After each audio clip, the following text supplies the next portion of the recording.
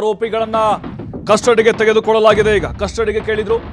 Spp ವಾದವನ್ನ ನ್ಯಾಯಾಲಯ ಈಗ ಪುರಸ್ಕರಿಸಿದೆ. ನೋಡಿ, ದರ್ಶನ್ ಸೇರಿ 6 ಆರೋಪಿಗಳು ಮತ್ತೆ ಪೊಲೀಸ್ ಕಸ್ಟಡಿಗೆ. A2 ದರ್ಶನ್, ಪ್ರದೋಷ್, ವಿನಯ್, ಲಕ್ಷ್ಮಣ್, ನಾಗರಾಜ್, ಧನ್ರಾಜ್ 6 ಜನ ಆರೋಪಿಗಳು ಮತ್ತೆ ಕಸ್ಟಡಿಗೆ. ಮತ್ತೆ ಈಗ ಅನ್ನಪೂರ್ಣೇಶ್ವರಿ ನಗರ ಠಾಣೆಗೆ ಶಿಫ್ಟ್ ಮಾಡಲಾಗುತ್ತೆ. ಅವ್ರನ್ನ ಎಸ್ಪಿಪಿ ಅವರ ವಾದವನ್ನ ನ್ಯಾಯಾಲಯ ಪುರಸ್ಕರಿಸಿದೆ. ಬಹುತೇಕವಾಗಿ ಕಸ್ಟಡಿಗೆ ಕೊಡುವಂಥ ಸಾಧ್ಯತೆಗಳು ಹೆಚ್ಚಾಗಿತ್ತು. ನೋಡಿ, ಈ 6 ಜನ ಏನಿದ್ದಾರೆ, 17ರಲ್ಲಿ 6 ಕಸ್ಟಡಿಗೆ, 6 ಜನ ಆರೋಪಿಗಳು ಕಸ್ಟಡಿಗೆ, 11 ಜನ ಪರಪ್ಪನ ಅಗ್ರಹಾರಕ್ಕೆ. A1 ಪವಿತ್ರ ಗೌಡ ಸೇರಿ ಈ 6 ಜನ ಆರೋಪಿಗಳದ್ದು ಈ ಕೊಲೆಯಲ್ಲಿ ಪಾತ್ರ ಜಾಸ್ತಿ ಇದೆ ಅನ್ನೋದು ಗೊತ್ತಾಗ್ತಾ ಇದೆ. ಇಲ್ಲದೆ ಇದ್ದಿದ್ರೆ ಅವರು ಕೂಡ ಪರಪ್ಪನ ಅಗ್ರಹಾರಕ್ಕೆ ಶಿಫ್ಟ್ ಆಗ್ತಾ ಇದ್ರು. ದರ್ಶನ್ದು, ವಿನಯ್, ಪ್ರದೋಷ್, ಲಕ್ಷ್ಮಣ್, ನಾಗರಾಜ್ ಮತ್ತು ಧನ್ರಾಜ್ 6 ಜನ. ಯಾಕೆಂದ್ರೆ ಬಲವಾದಂಥ ಸಾಕ್ಷ್ಯಗಳಿದಾವೆ. ಇನ್ನೂ ಕೂಡ ಸಾಕ್ಷ್ಯಗಳನ್ನ ಕಲೆ ಹಾಕಬೇಕಾಗಿದೆ ಪೊಲೀಸರು. ಅವತ್ತು ಕೊಲೆ ಆದಂಥ ಸಂದರ್ಭದಲ್ಲಿ, ಆಮೇಲೆ ಈಗ ಪೋಸ್ಟ್ ಮಾರ್ಟಮ್ ರಿಪೋರ್ಟ್ ಕೂಡ ಬಂದಿದೆ. ಸುಮಾರು 30ಕ್ಕಿಂತ ಹೆಚ್ಚು ಕಡೆಗಳಲ್ಲಿ ಗಾಯ ಆಗಿದೆ. ಬಹಳ ಭೀಕರವಾಗಿ ಕೊಲೆ ಮಾಡಿದ್ದಾರೆ, ಅವ್ರನ್ನ ಹಿಂಸೆ ಮಾಡಿ. ನೋಡಿ, ಈ ಒಂದು ಪ್ರಕರಣದಲ್ಲಿ ಎಲ್ಲ ಆರೋಪಿಗಳು ಅವರವರ ಪಾತ್ರದ ಮೇಲೆ ಶಿಕ್ಷೆಯ ಪ್ರಮಾಣ ನಿಂತಿದೆ ಅನ್ನೋದು ಗೊತ್ತಾಗ್ತಾ ಇದೆ. ಈಗ ಎಸ್ಪಿಪಿ ವಾದವನ್ನ ನ್ಯಾಯಾಲಯ ಪುರಸ್ಕರಿಸಿದೆ. ರಿಮ್ಯಾಂಡ್ ಅಪ್ಲಿಕೇಶನ್ ಅಲ್ಲೂ ಕೂಡ ಉಲ್ಲೇಖ ಮಾಡಲಾಗಿತ್ತು. ಈ 6 ಜನ ಆರೋಪಿಗಳದ್ದು ಈ ಕೊಲೆಯಲ್ಲಿ, ರೇಣುಕಾಸ್ವಾಮಿ ಕೊಲೆಯನ್ನ, ಅದರಲ್ಲೂ ಈ ಹಿಂಸೆ ಮಾಡಿದವರಲ್ಲಿ ಇವರದ್ದು ಪಾತ್ರ ಇದೆ. ಹಾಗಾಗಿ ವಿಚಾರಣೆ ಇನ್ನೂ ಬಾಕಿ ಇದೆ. ಇವರಿಂದ ಕೆಲವೊಂದಿಷ್ಟು ಹೇಳಿಕೆಗಳನ್ನು ತೆಗೆದುಕೊಳ್ಳಬೇಕಾಗಿದೆ ಅನ್ನುವಂಥ ವಾದವನ್ನು ಎಸ್ಪಿಪಿ ಪ್ರಸನ್ನ ಕುಮಾರ್ ನ್ಯಾಯಾಧೀಶರ ಮುಂದೆ ಇಟ್ಟರು. ಈಗ ನೋಡಿ, ಅಲ್ಲಿ ಡ್ರೈವರ್ ಲಕ್ಷ್ಮಣ ಮತ್ತು ಅವ್ರ ಮ್ಯಾನೇಜರ್ ನಾಗರಾಜ ಆಪ್ತ, ಜೊತೆಗೆ ಪ್ರದೋಷ 30 ಲಕ್ಷ ರೂಪಾಯಿ ಡೀಲ್ದು, ಪ್ರದೋಷಂದು 30 ಲಕ್ಷ ಡೀಲು. ಈ 3 ಜನರಿಗೆ, ಕಾರ್ತಿಕ್, ಕೇಶವ್, ನಿಖಿಲ್ ನಾಯ್ಗೆ ಆ ಹೆಣ ಬಿಸಾಕ್ಲಿಕ್ಕೆ 30 ಲಕ್ಷ ರೂಪಾಯಿ ಡೀಲ್ ಮುಗಿಸಿದ್ದು. ಇವನ ಪಾತ್ರ ಕೂಡ ಅಲ್ಲಿ ಬಹಳ ಇದೆ. ಆಮೇಲೆ ಈ ಧನ್ರಾಜು ಆ ಎಲೆಕ್ಟ್ರಿಕ್ ಶಾಕ್ ಕೊಟ್ಟಿದ್ದಾನೆ ಅನ್ನುವಂಥ ಆರೋಪ ಇದೆ. ಮತ್ತು ವಿನಯ್ ಆ ಪಬ್ ಮಾಲೀಕ, ಇವನು RR ನಗರದಲ್ಲಿ ಏನು ಪಾರ್ಟಿ ಮಾಡಿದ್ರು, ಸ್ಟೋನಿ ಬ್ರೂಕ್, ಆ ಪಬ್ ಮಾಲೀಕ, ಇವನದ್ದು ಕೂಡ ಪಾತ್ರ ಜಾಸ್ತಿ ಇದೆ ಅನ್ನೋದು ಹೇಳಲಾಗ್ತಾ ಇದೆ.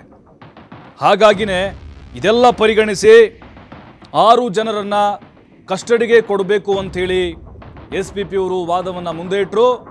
ಅವರ ವಾದವನ್ನು ನ್ಯಾಯಾಲಯ ಪುರಸ್ಕರಿಸಿದೆ. ಹಾಗಾಗಿನೇ ಈಗ ಉಳಿದಂತೆ ಪವಿತ್ರ ಗೌಡ ಸೇರಿ 11 ಜನರು ಪರಪ್ಪನ ಅಗ್ರಹಾರಕ್ಕೆ ಕೆಲವೇ ಕ್ಷಣಗಳಲ್ಲಿ ಶಿಫ್ಟ್ ಮಾಡಲಾಗುತ್ತೆ. ನೋಡಿ, ಪ್ರಕರಣದ ಆಳಕ್ಕೆ ಹೋಗಿದ್ದಾರೆ ಅನ್ನೋದು ಗೊತ್ತಾಗ್ತಾ ಇದೆ ಪೊಲೀಸರು. ಇವತ್ತೇ ನ್ಯಾಯಾಂಗ ಬಂಧನಕ್ಕೆ ಕೊಡ್ಬೋದಾಗಿತ್ತು, ಯಾಕೆ ಕೊಡಲಿಲ್ಲ? ಆಲ್ರೆಡಿ 11 ದಿನ ವಿಚಾರಣೆ ಆಗಿದೆ. ಕಸ್ಟಡಿ 11 ದಿನ ಮುಗಿದಿತ್ತು. ತಾರ್ಕಿಕ ಹಂತದತ್ತ, ಕ್ಲೈಮ್ಯಾಕ್ಸ್ ಹತ್ತ ಬಂದಿತ್ತು ಈ ಕೇಸು. ಮತ್ತೆ ಯಾಕೆ ಕಸ್ಟಡಿಗೆ ಕೊಟ್ಟರು ಈ 6 ಜನ ಆರೋಪಿಗಳನ್ನ ಅಂತ ಹೇಳಿದರೆ, ಇನ್ನು ಕೆಲವೊಂದಿಷ್ಟು ಆಘಾತಕಾರಿ ಅಂಶಗಳು ಬೆಳಕಿಗೆ ಬರಬೇಕಾಗಿದೆ. ದರ್ಶನ್ ಪೊಲೀಸ್ ಕಸ್ಟಡಿಗಾದ್ರೆ ಪವಿತ್ರ ಗೌಡ ಜೈಲು ಪಾಲಾಗಿದ್ದಾರೆ. ಯಾಕಂತ ಹೇಳಿದ್ರೆ, ಈ ಒಂದು ಕೇಸ್ ಏನಿದೆ, ಈಗ ಸಿಕ್ಕಿರುವಂತಹ ಸಾಕ್ಷ್ಯಾಧಾರಗಳಿದಾವಲ್ಲ,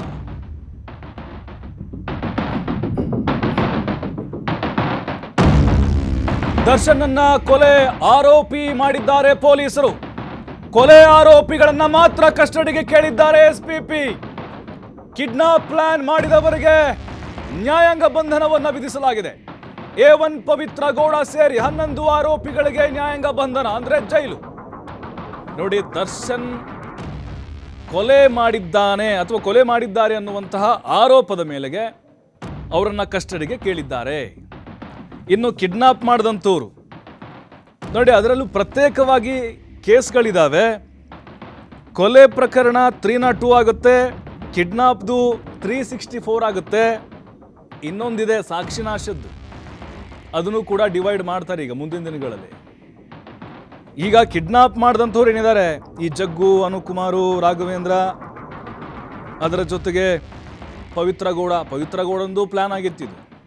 ಆ ಪ್ರಕಾರವೇ ಆಗಿದ್ದಲ್ವಾ ಇದು ಕಿಡ್ನಾಪ್ದು?